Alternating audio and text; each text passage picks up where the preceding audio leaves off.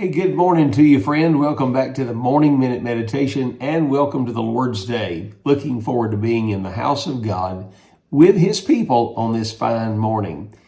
The story is told of Mr. Teddy Roosevelt, one of my favorite presidents in U.S. history. This story is told out of David McCullough's book on Mornings on Horseback. He told the story of the mother of Teddy Roosevelt. They were God-fearing, church-going people. Her name was Mittie. Mittie had problems with Mr. Teddy. Little Teddy did not want to go to church. As a matter of fact, he was not just not wanting to go. He was deathly scared to step inside of the house of God. When Miss Mittie began to question her son about this in her wisdom, he said, "Well, I'm afraid of Zeal." She said, what do you mean you're afraid of Zeal? She said, well, the pastor said that there is something in church called Zeal, and that Zeal would eat you up if you came inside the church house. He said, I don't know if it's a monster or an alligator or some kind of dragon that's in the dark corner of the church. I'm not real sure. And so Miss Mittie pulled out her concordance and began to read every verse with the word zeal in it. When she came across the passage in the book of John, chapter number 2, verse 17, which was the disciples remembering the book of Psalms, chapter 69, verse number 9, where the Bible said that the zeal of thine house hath eaten me up. When she considered this, she told her son the story. The story is that of Jesus as he walks into the temple. He did this twice in his ministry, first in the first year of his ministry, and finally in the last year of his ministry. Jesus walked in and saw the merchandising of the church, and he made a whip of small cords and went through and turned the money changers' tables over and destroyed it because they had made the house of God just a marketplace.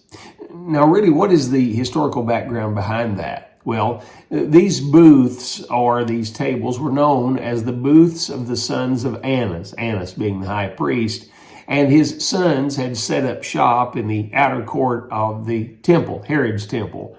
And what they would do very simply is this. They would have animals that would be for sale there. A man would come with his lamb to make a sacrifice, and they would say, your lamb is not for sure sanctified, and so we cannot use your lamb. Therefore, you're going to have to exchange your lamb for one of ours. And of course, in the exchange, there was always money that would have to be paid extra for the exchange of the lamb. Now, the problem was they could not accept your money because your money was also unsanctified. So you had to go to the money changer's table and change your unsanctified money for the sanctified money of the temple, and there was always a charge for doing so. So they were making money coming and going. When Jesus saw this, he flipped over the money changer's tables and destroyed what was going on inside the house, because you've made the house of God a house of merchandise when it ought to be a house of prayer. The word zeal here means to be jealous for. Let me ask you a question. Are you jealous for your local house of worship? Do you believe that it is a special place? Paul told Timothy this. He said, son, I've written to you that you may know how you ought to behave yourself in the house of God, which is the pillar and ground of the truth. It was either Titus or Timothy. He told that. But the bottom line very simply is this. He wanted him to know that the church is not just a building of mortar and brick, but the church genuinely is something important to God. Now, there are those who downplay the local church because it is just simply a building. The truth is it's not just a building. It's a special building.